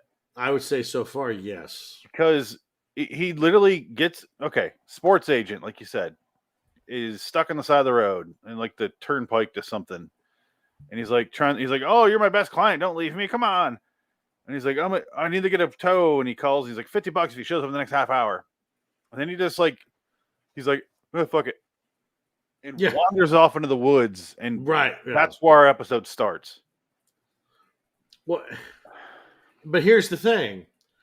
I feel like he's a professional. He's happy to be a professional. Like, this is him. He's just late for an appointment because he's got a busted tire. So he's just like, oh, shit, this is a hindrance. Now, the way they should have started this episode was he is on his last client. His business has crumbled. Jerry Maguire. He's done. Yeah, Jerry Maguire. He's done. He lost his last client, and his car breaks down, and he just says, fuck it, and he walks out. It's like falling down. So like he Michael Douglas is out of the car. He leaves his car. He walks into the field, and then he stumbles into the showgirl's house. Yeah, Elizabeth Berkley, who is the co-star in this episode. I didn't call her Elizabeth Berkley once. I called her Jessie Spano the entire. That's what I'm saying. I couldn't remember her name from Saved by the Bell. Yeah, she's not on caffeine pills in this episode. No. I'm a maniac. So bad. Yes. There's no setup as far as why he needs sanctuary. No. There's no reason for him to stay there other than he has some warm holes to bang in Elizabeth Hurley. No, Elizabeth. Oh my God. Berkley? Elizabeth Berkley. Yeah, Jesus Christ. Jessie Spano. Let's just say Jessie Spano. I'm a maniac. And other than that, I don't know why he's there. It felt like it reminded me of the movie Mother by Darren Aronofsky. Right. And you're like, why is this? Oh, it's a biblical allegory. Great. Yeah, but that's all it is. Though? Yeah, that's the thing. What's the point? Oh, nothing? Okay, thank you. Yeah, well, cause it should have been her story because she had more reasons to stay. We knew something about her. Yeah, like it should have been focused on her, and he was already there. That would have made more sense. Fucking Silk Stockings has a flat tire, wanders out into the woods, finds Jessie Spano in a house. Yeah. He's wandering around. He's like, hey, where do I find? She's like, hey, where's how do I get out of here? Like, I'm stuck in the woods. And she's like, you don't live here? She's like, no. He's like, oh, well, I've been wandering around. I just found this house. She's like, oh, yeah, there's no outlets. There's no power. There's nothing. And he's like, oh, your phones aren't working either, huh? I guess we'll live here forever and just what? But that's the thing. It's like, how much time goes by in this episode? I have no idea. Because 1 minute they're talking, they're at the fire keeping warm, and they talk about where they came from, and then the very next scene is them fucking. Yes, they fuck at a pool, which I've seen her do, And she did much less violently in this. Kyle MacLachlan really fucks her good. And I was like, oh, she's not giving her A effort. Paul Atreides gave her the spice in that one. Yeah, she's not giving 100% here. He is up there. He's the God Emperor of Dune up in that shit. Where's Gina Gershon? Exactly. Nobody's here to yell at her or anything. She just is there as a blank slate. She's literally there as 3 more holes for Silk Stockings to talk to. But it makes no sense because he wants to succeed as his person. He wants the life that he has. And then he forgets about it within like 2 hours. It's a pretend redemption tale. It's a pretend fall from grace tale. It's a pretend biblical allegory. Adam and Eve eating the apple, original sin. None of that actually happens because here's what they gave up. An annoying fucking girl shows up on her cell phone and won't stop talking and taunting them and teasing them and lying to them. So he tries to get out of it, and she's like, I knew you weren't good enough. You failed. It's and like all he did was call his client because he was wondering, oh shit, I mean, that's my job. I don't want to lose it. It's like, how did he fail in paradise? Because it's not paradise once you showed up, bitch. Yeah. It doesn't make any sense. No, it's stupid. It's a lazy episode where they're trying to be clever, but it's like, no, and then Forrest Whitaker shows up. He had a chance to have happiness, but he rejected it for technology. Like, what? No, he didn't. He's out of there. And then the camera's like, oh. The intro and outro are so quick and bad. All he wanted to do was check on his client because he's like, okay, well, this is like my job, and I don't know what's going on. I didn't know this was a test for me. Yes. I just showed up here, and I banged this broad. He was never made aware of a test. He was never made aware that his life was fine or that he's dead. He was never made aware of anything. And he's not burnt out. Because the only reason he has rules is because Elizabeth Berkley goes, hey, don't make any calls. Well, Elizabeth Berkley is the one that makes all the rules. Yeah, that's what I'm saying. Yeah. Why is she? Yeah. Why does she have all the power? But I see this as like an equivalent of 2 kids playing in a sandbox, having a great time, ignoring their parents. And then another little kid comes over and takes a big old shit in the middle of the sandbox.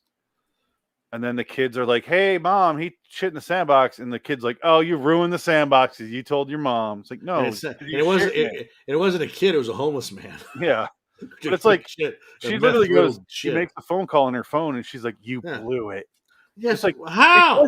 I did that because you're here. Yeah, I need to know my job. I'm kind of worried. The fact that you're here is making this not paradise. So you can't really, scientifically, it's not. And on top of that, how long were they there for? 600 million years? I have no idea. I feel like they're there for 6 months, and this girl shows up. And it's like, at that point, wouldn't he realize his career's done because it's been like months or weeks and he hasn't heard from anybody? Like, do they even think about like, oh, my parents are probably looking for me because they've been missing for 6 weeks? And the bigger problem is once he makes that phone call and she makes it storm and kicks him out of paradise. Yeah. They immediately go back to the side of the road with the broken down cars. He knocks on Jesse Spano's door and she's with his head husband. Yeah. And it never happened. And he's back to his original life. And I'm like, so his punishment is he gets to continue living his awesome life? What? Yeah. I don't get it. There's nothing here that actually makes sense. Well, that's why it should have been her story, not his. She had something to lose and gain. Yeah. Well, that's the thing. Like, sure, choices are the ones that why they were there. Him, he just shows up to be her dinkle boy, you know? It doesn't make any. It sucks. It doesn't make any sense. And even if you're like, wait, yeah, they're in paradise. Okay, so and like, why? Yeah. Why do they get paradise? They're 2 rich people to begin with. Like, fuck them. Why do they get paradise? It should have been 2 poor people. We never got a chance to care about them. I don't even know their names. I didn't write them down. No. No, you're right. It's Jesse and it's what's his name? Silk Stockings. That's all I wrote down. Silk Stockings. That's all I wrote was Silk Stockings and Jesse Spano. Is he from Silk Stockings? Yeah, he's the main character. Is he really? Yeah. I forgot that show existed. Oh yeah. Yeah, USA Network late night show. Awful. Well, yeah, that was back when cable was trying to do something that didn't quite work out. Well, they're trying to do HBO's version of what's it called with David Duchovny? Well, Showtime was Red Shoe Diaries. Showtime, whatever. Zane Grey's Retro Diary. They're trying to do that. Zane Grey has Zane Grey's Theater, which is on our LIW anthology series review. Oh shit! We'll never watch it. Yeah. No. We kind of gave up on that sort of. Yeah, Femme Fatales was another one I never watched, but you guys watched it. That was an awful show. That at least Adam got to watch it. Yes, that's all I can say. It had big old fake titties, and Adam was into that. Well, we watched that Julie Strain movie, and her big old titties were all over that movie. That was fun. When they're bigger than the size of a softball, I kind of get like, bigger than a softball, like or a melon, bigger than any fruit you can buy at the store. Or I'm like, come on. I'm just saying. What are you, fat? Yes, I'm saying big fake boobs at a certain point when they get big. Yeah, they kind of turn monstrous to me. I'm like, what's the matter? You don't want me anymore? I'm not going. Yeah, I'm going. Like, oh my god! They look like they're gonna fall off. You have 2 tumors on you. You got to get those lanced. And the nipple placement's never right. No, they can never get it right. No, this is creepy. Oh, where are we? Oh, Sanctuary. That's it. That's it. Game over. Show's over. He does say at one point he assumes it's a silly reality show when they're running around. Yeah, it was so annoying. Oh, I know what this is. I didn't sign no NDA. So they meet at a house. They run around the woods. He talks about the silly reality show. They go to another house where all the clothes all fits them. They're all the perfect size. All in their size and they're side by side. Yeah. It's built for them. They found their paradise, right? Is that the point? I get, but why? They fuck in the pool. There's no point. He burns his wallet. She burns hers, and he follows suit. Yeah. Another girl comes up out of the bushes, and this is when Jesse Spano's like, "Don't use her phone." And she's got the snake tattoo because she's supposed to be the devil. Yeah. She's the temptress, destroying paradise. But it's like, why? Like they didn't need it to begin with. Why were they even there? There's no reason. I just don't get the point of giving someone a gift, not telling them what it is and what it means, and then blaming them for not understanding the rules. And they didn't ask for it. God told them not to eat the apple in the Bible. They eat the apple. Don't eat the fucking apple. Right. And then they ruined it. So he knew the rules. This was Eve told him not to check the fucking cell phone. Right. Well, fuck do I care about you, bitch? All right, I'm calling him. None of it works. Even in allegory ways, it doesn't work. No, well, it doesn't work. That's why it doesn't make it. It's just all over the place.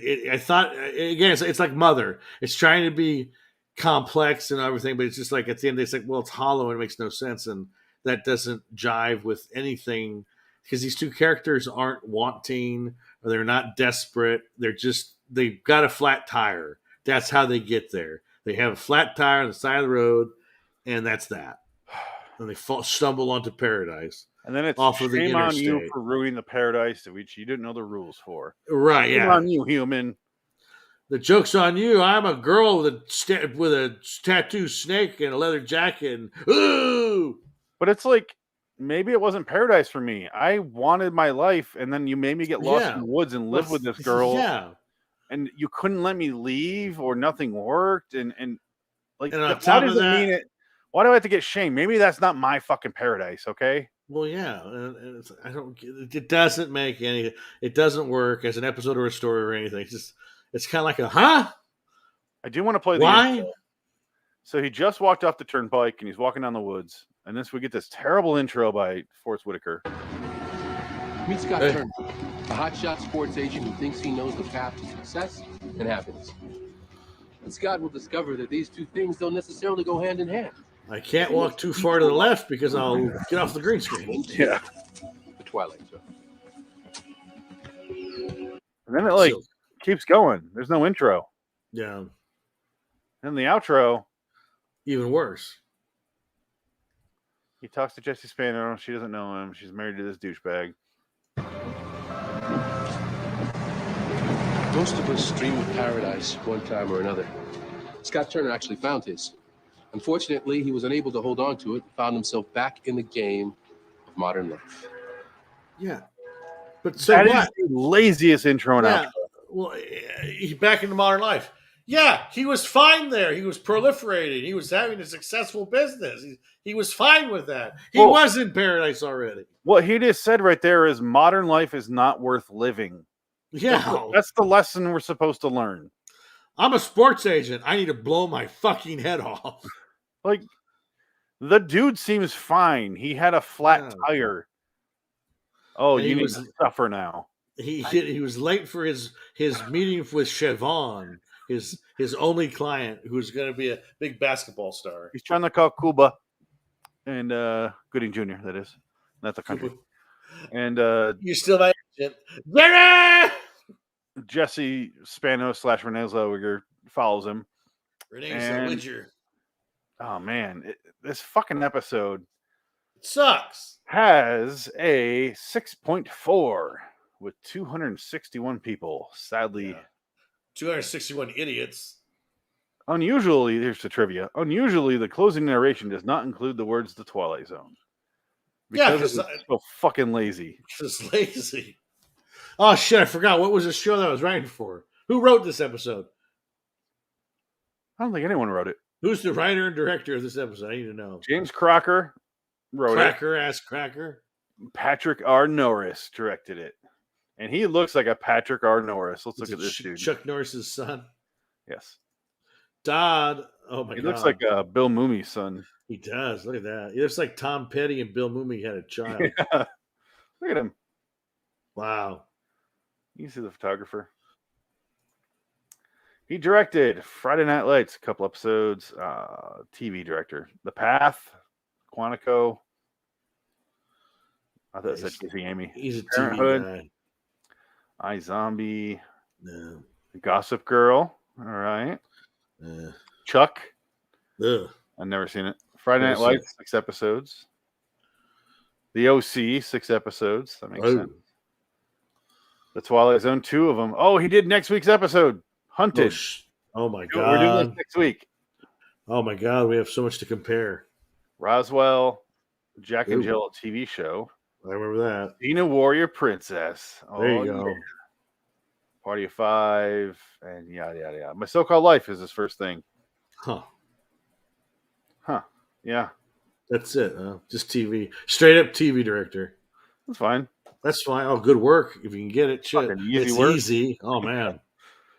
Oh, yeah. 6-figure income, and you say cut, and you go eat all day and stay on set and go home at 8, 9 o'clock at night sometimes, and you get up at 7, but you only got to do it for a week.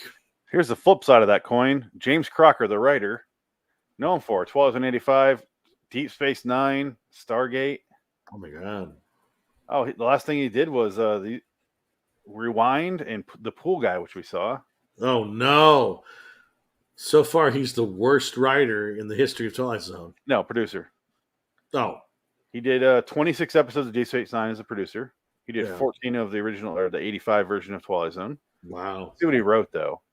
Yeah. He did Rewind, The Path, Sanctuary, which we saw, Sensuous Cindy. Oh my god. And Time Lapse, which we have not done. Oh, we talked about him last week, I believe.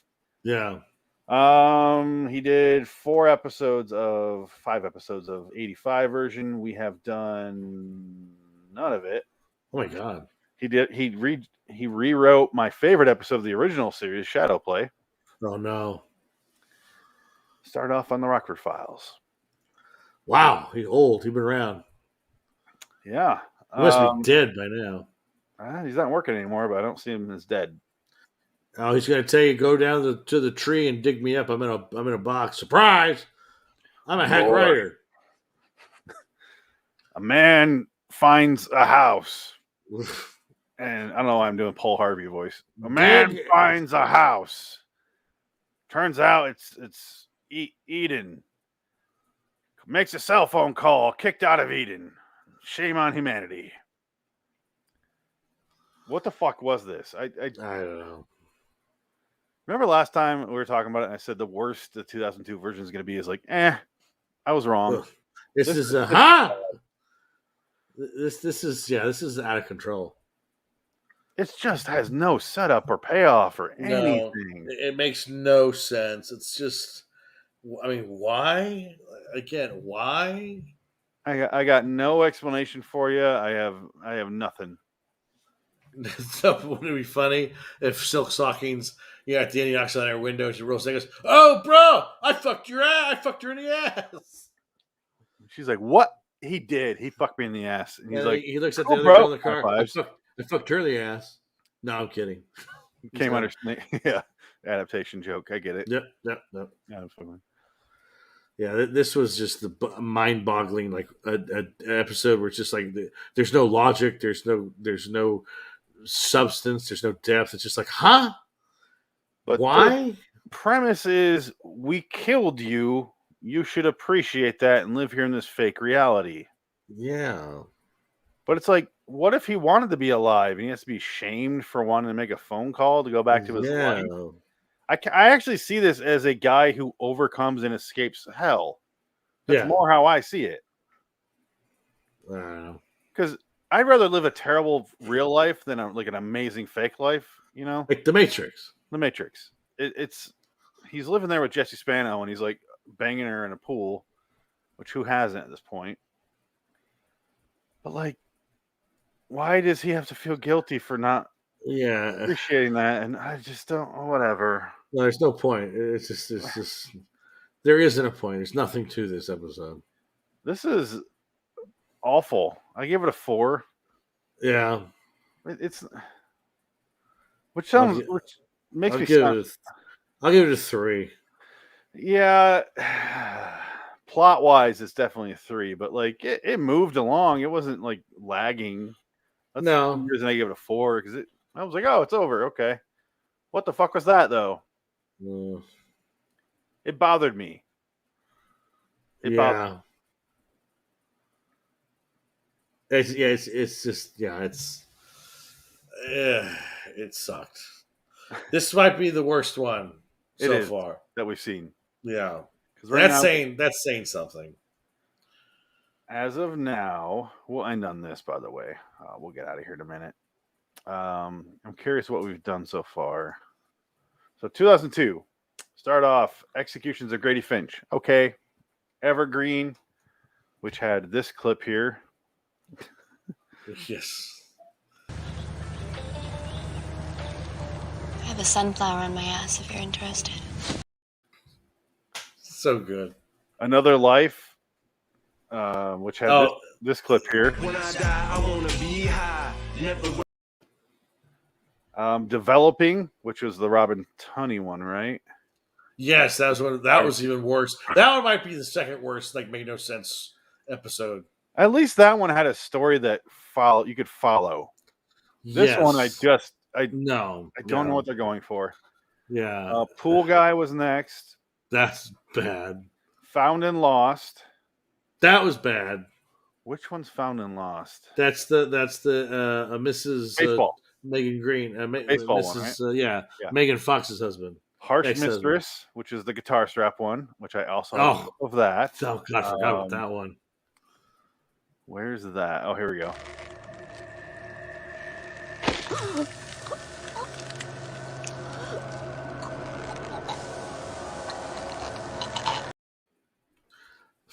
She is so hot. And then I love that the manager, known her for 20 years. Look, bro, she killed herself. Okay, she's a dead whore. She's a dead whore. She died of an overdose. Let it go. I basically raised her. Anyway, that dead slut is that dead slut whore. Here's another clip from it.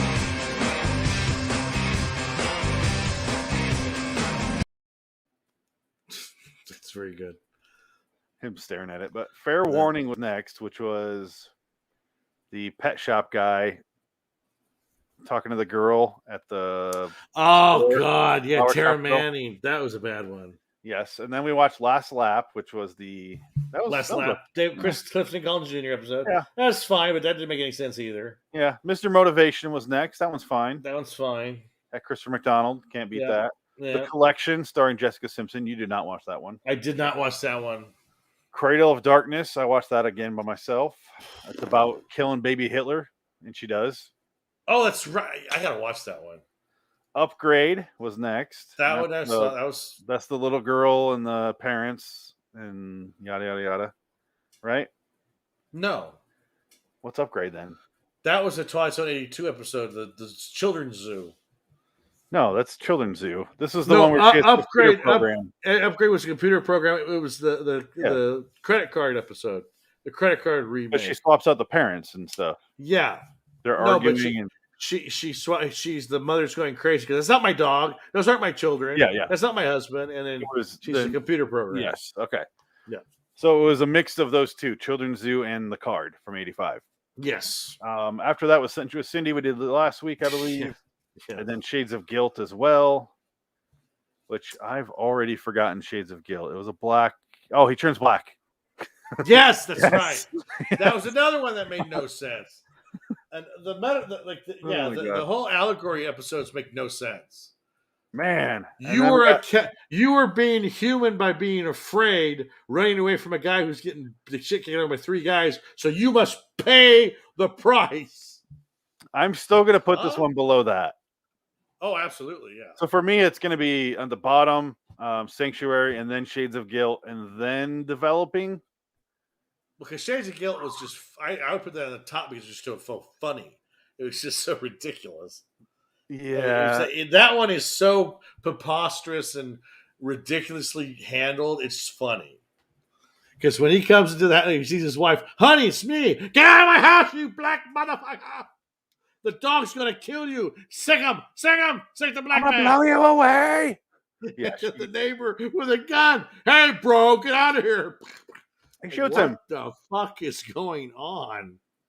To be fair, he was black in the suburbs. What do you expect? He was in a suit. Like he's in a suit. Oh, it's not like he's in hip hop clothes. The non-racist guy who was scared for his life because someone's pounding on his window at 3 a.m. in the rain, and he drives away to save himself. And oh, so bad. I can't say it's the same thing. It makes no sense.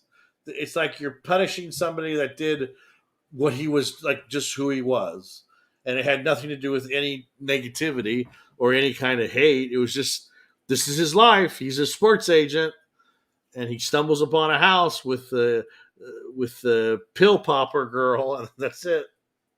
Here's the reveal in this when he makes the phone call finally in this episode. Yeah. You need to play this so you can see the great CG in the background. Yes.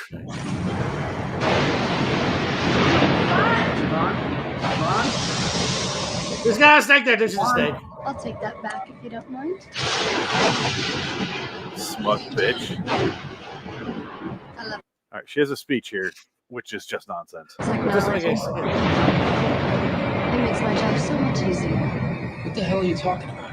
This was your chance to be free, to live in innocence again. All you had to do was accept what you were being given. Maybe I don't How? want to. Why? I have a family. When did I ask for this? I have a family over there. I thought they were dead. I don't know. Why am I here? This guy never asked for this. No. Willoughby, the guy wanted out.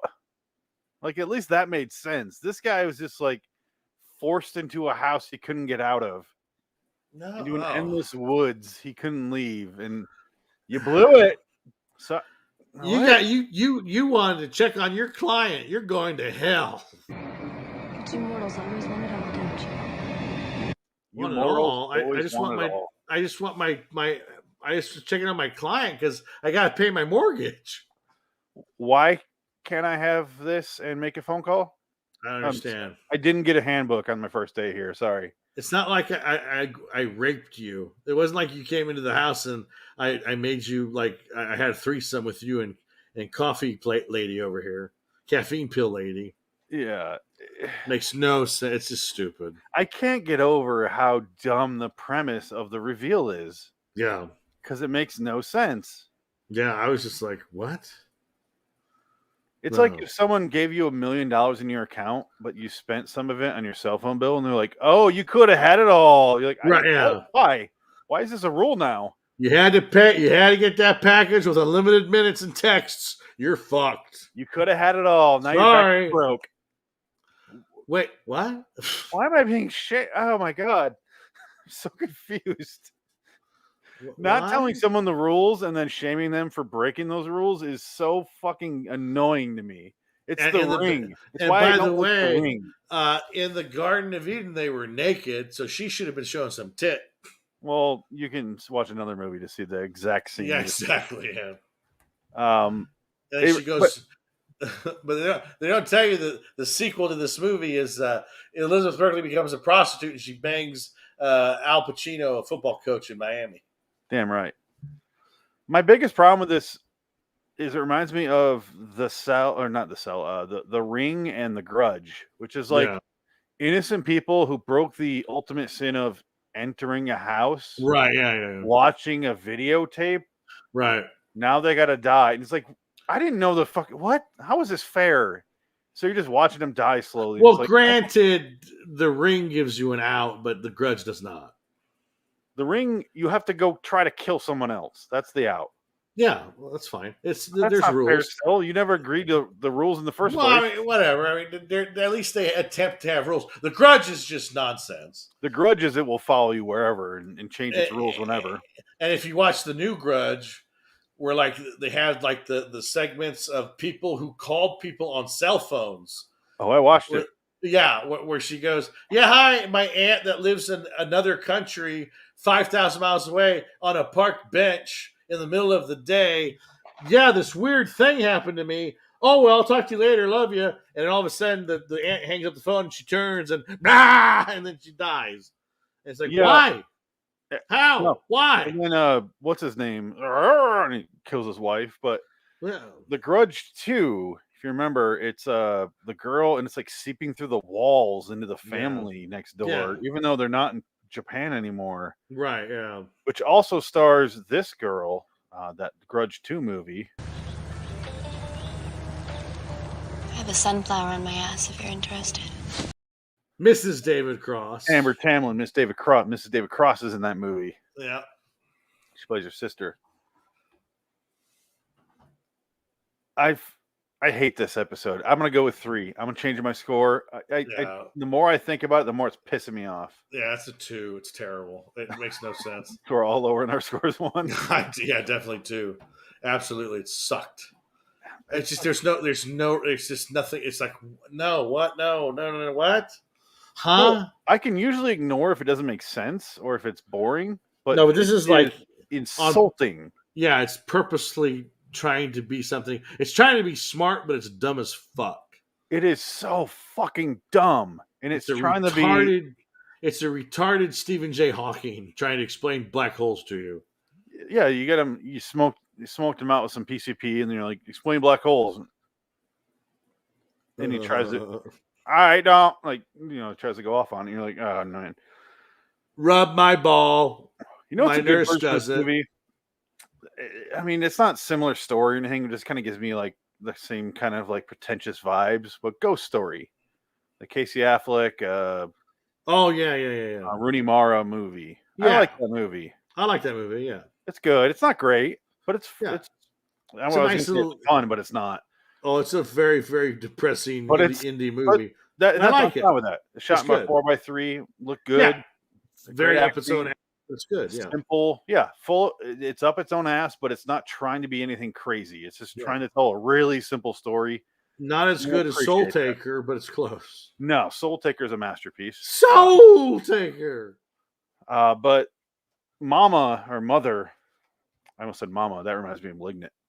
No, Mother is Darren Aronofsky's version of that, where he's like so up his own ass that it just makes the movie not fun at all. No, except for Javier Bardem, that movie sucks. I never saw it. I could never watch it. He's great in it. He's a lot of fun. Yeah, but and the movie's not terrible. But you're just like, I get it. I come on. No, it's like 20 minutes in. You're like, okay, Cain and Abel show up. Yeah, he kills his brother. Yeah. Okay, I get it. Please move the fuck on. Yeah. You have to sit there and watch it. And it's just chaos from there. And the chaos is fun, but all right, let's get out of here. Next week, this is episode 300, Dick. Whoa, celebration! This is our 300th. Well, yeah, your 300th, yes. Yeah, that's crazy to me. Episode 1 if you'll allow me to indulge myself here and masturbate myself for a second here. But episode 1 of this show was back on June 14th of 2015. 60 years later, 300 episodes. Wow. By myself. And for the first season.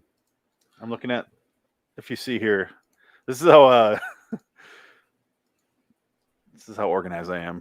Season 1, season 2. Wow. Look at that. Oh my God. Season 3, season 4. Now, where do I pop into this list? You pop in. Let's see. Let me go to the bottom here so I can see what letter you are. You've done 78 episodes now, not including today. So 81, including today. Oh my God. You're the H column. Oh, wow. Oh, you popped in here. You drive. Oh, no. Wait, what? It has to be the first one. Jackets. Black Letter Jackets is the first one I ever did, yeah. Yeah. And then you had a good while off. That was on June 24th, 2020. And then not on again until November of that year. Wow. Last year. But you've been on almost every one of them since then. Yeah. And you notice this Adam guy just like drops off? Yeah, he's fucking just lazy. What the fuck is his issue? Whatever. He came back for 4 episodes, and I feel bad because one of them is Brenda. I know. Him and Frank got over their shit. He came back. He did Brenda. That's right. Yeah. Then, oh man, what a terrible experience. He had to come back and do Night Gallery episodes. Ugh. Oh man. I did put my obituary or what you want to call it to him. I feel bad for forcing you to watch so much Night Gallery. I know how much you hated it. Jesus, that was bad. Poor guy. All right. Next week though is really simple. 2 episodes from 2002 Twilight Zone. Oh my God. 111 The Lineman, 117 The Hunted. Wow. Which is directed by today's episode guy. The Hunted, starring Benicio del Toro and Tommy Lee Jones. Yes. Directed by William Friedkin. Friedkin, yeah. Yeah. It can't be any worse than that. I think it could be. Wasn't it? It was like, I remember that movie was in talks to be a supposed sequel to, it's supposed to be the 3rd movie to finish off the trilogy for The Fugitive. And really? Yes, it was supposed to be that originally, and then like something went wrong where they couldn't do it, and they're like, "Fuck it." Oh, wow, that's interesting. I didn't know that. I remember reading that when it was coming out. Huh. And I watched it. I'm like, "Oh, this is awful." Like, it's a terrible movie. It's not a good movie, no.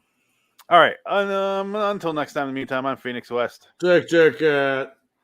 And our government-mandated outro because it's the last episode of the night. Let's get to that, shall we? Do you want to hear a clip before we get there? Sure. It's a bomb! He's got a bomb!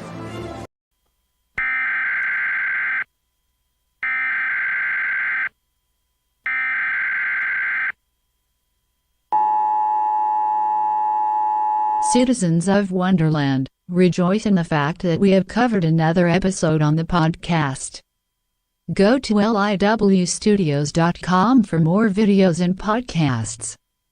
Subscribe to Loitering in Wonderland on YouTube. Check out the Indie Sports Car podcast and Way Off Topic Radio. Search on Amazon for books by Richard Pierce. Until next time, and in the meantime, we are Phoenix West, Frank Lynx, and Dick Dickett. So long, citizens. All hail glorious conformity. All hail our glorious leader.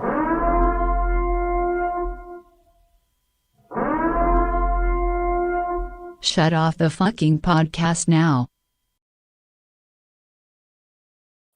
No, Frank.